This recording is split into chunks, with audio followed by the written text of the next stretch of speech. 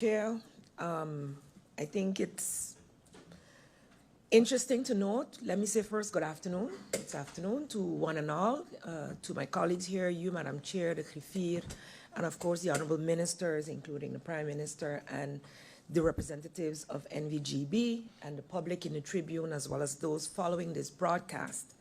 Madam Chair, I am also very, let's say, happy to have seen a presentation as to the solutions moving forward for the immediate, short, medium, and long term, to see the plans or the possible plans of NVGBE with the support of the government of St. Maarten. I believe that it is a bit disingenuous, or a lot disingenuous, to only put a quote that would spark the necessary controversy regarding the MOU of Grid Market. As a government of St. Maarten representative up until 2024, May 2nd to be exact, I have been as transparent as I could be in representing what government's intentions were. But let me be clear for the public, because we can say we're not playing politics with this energy crisis, but it is clear that politics is being played. So, Madam Chair, through you, I would like the Honorable Prime Minister to go to his staff at the departments of Buck and GEBE, Kingdom Relations and Foreign Affairs, who were the ones that brought the information that they gathered when they traveled as the government of St. Maarten to Samoa, prior to Silveria Jacobs and any Jacobs cabinet sitting and coming with proposals following the Samoan pathway, a whole conference on energy, as Samoa is an island in the Pacific, small island developing state, just like St. Maarten.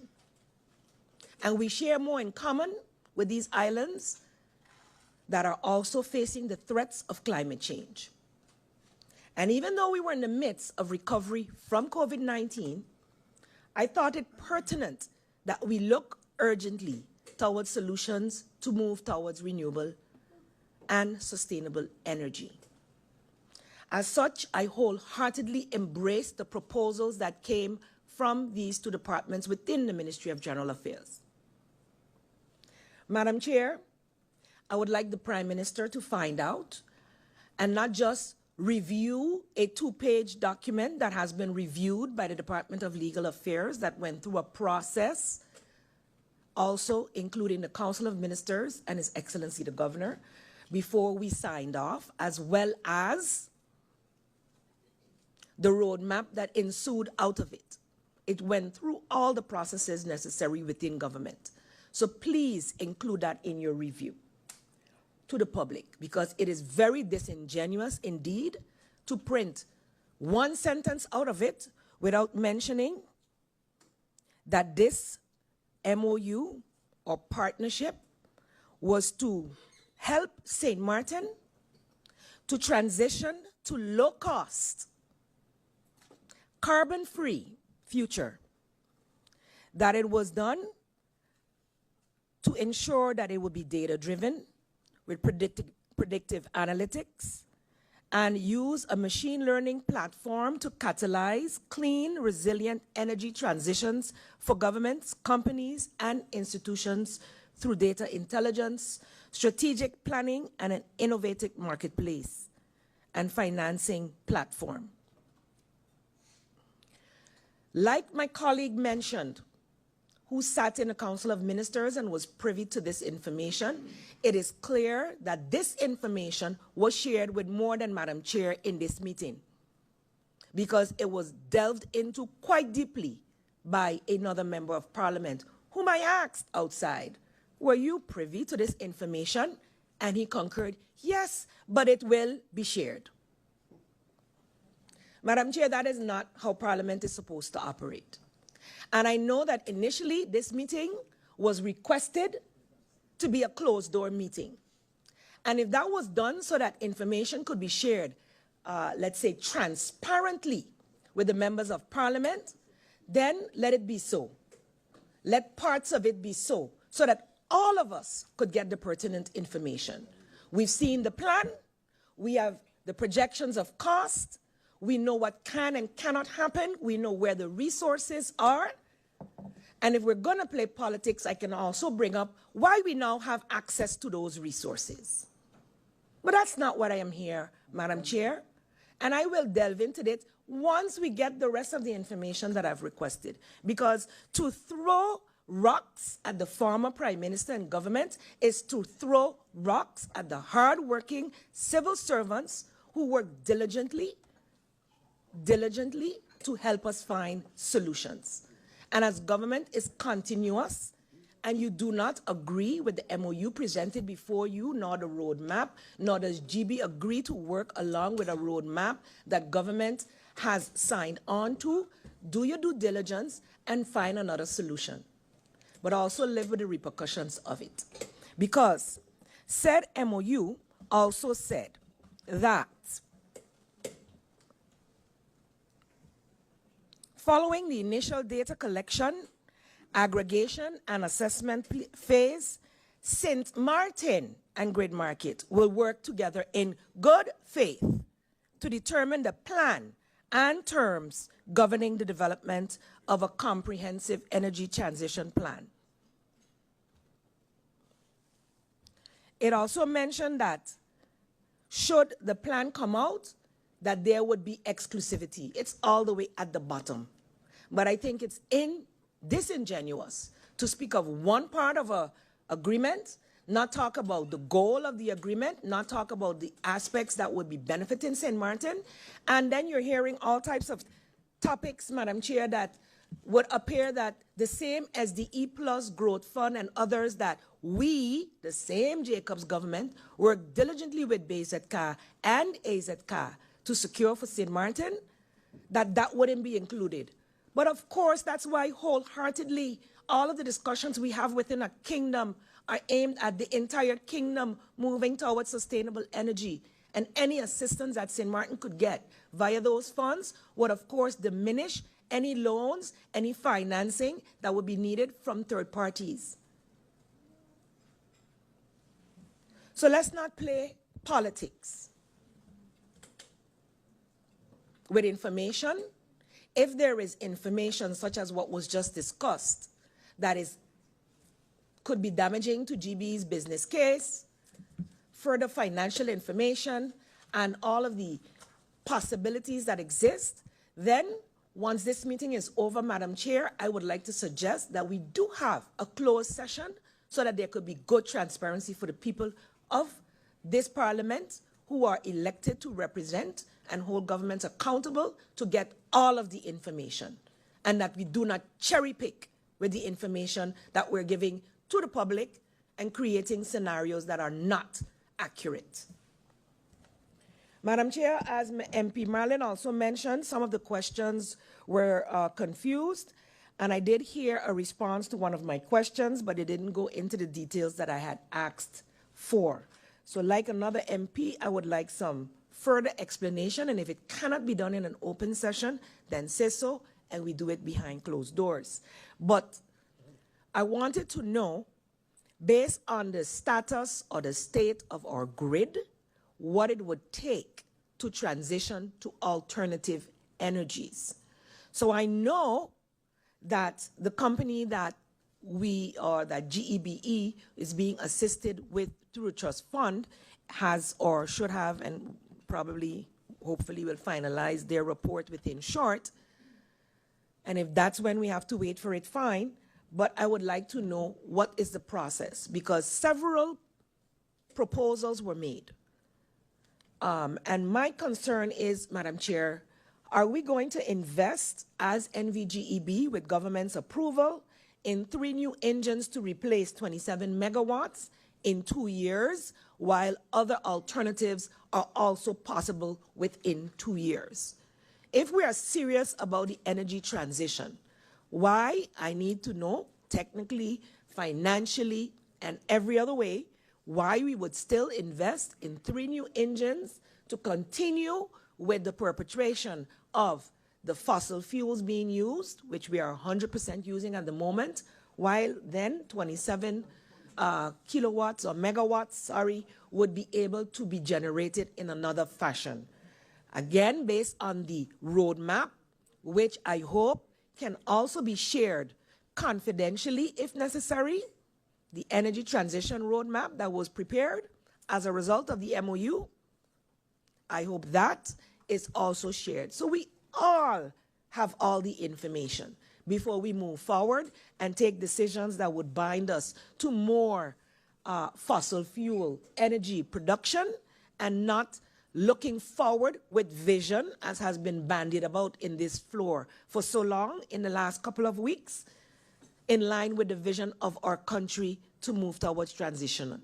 I need to be explained, and I think the people need to be explained, that while yes, we need diesel generators for the short, for the immediate, to ensure our people have light, current, that the streets are not dark, that proposals for solar panel street lights, those were also put forward in the past.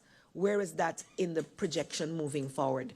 Where is the projection of the big companies that I see are agreeing to, and I'd like to see that agreement as well, be partially off the grid in terms of at particular hours to minimize outages that would be necessary or load shedding that would be necessary. What is the risk if these companies now decide, if this is how it's going to be, I'm going to go 100% off the grid? What is the risk to the financial bottom line of NVGB?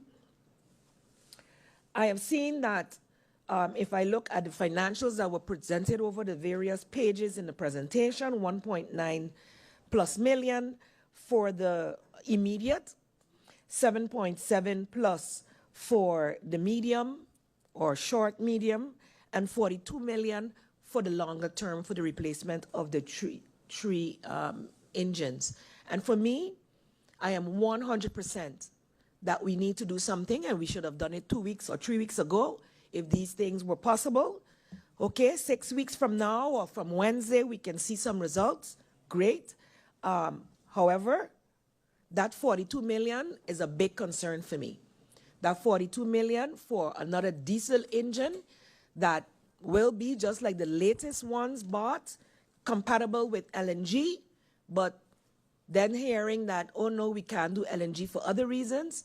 Please, let us have a full assessment of all, and I believe the roadmap had 3 or 4 options. Waste to energy was mentioned, LNG was mentioned, and the machines are LNG compatible.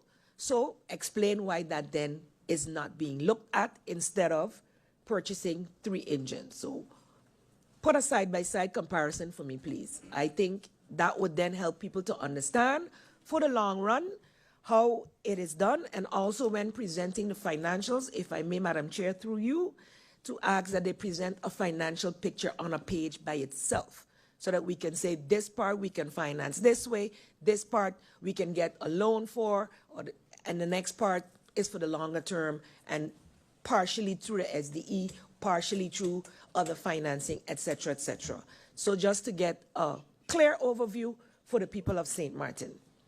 Let me double check to make sure.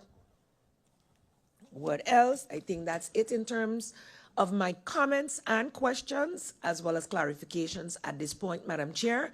And I would like to request that moving forward, that we do adhere to that statement that many have made here, that we do not politicize something that is so important for our people and for which all of us want to see a positive result for the people of St. Maarten. And whoever decides to do it still, the people are watching and they can determine. So run with it. Thank you, Madam Chair. Thank you. Thank you, MP Jacobs. Prime Minister, I saw you raised your hand, and that was to make a comment because I still have some speakers, and I want to adjourn this meeting after the next speaker, and then to resume at about 2:30. So Prime Minister, you wanted to make a comment? No, the Prime Minister does not want to make a comment. Okay, you want to make a comment, and Minister of TIAT, Minister Heiliger, you wanted, you ask your question, Minister of TIAT, so that, okay. You may continue making your point, Prime Minister.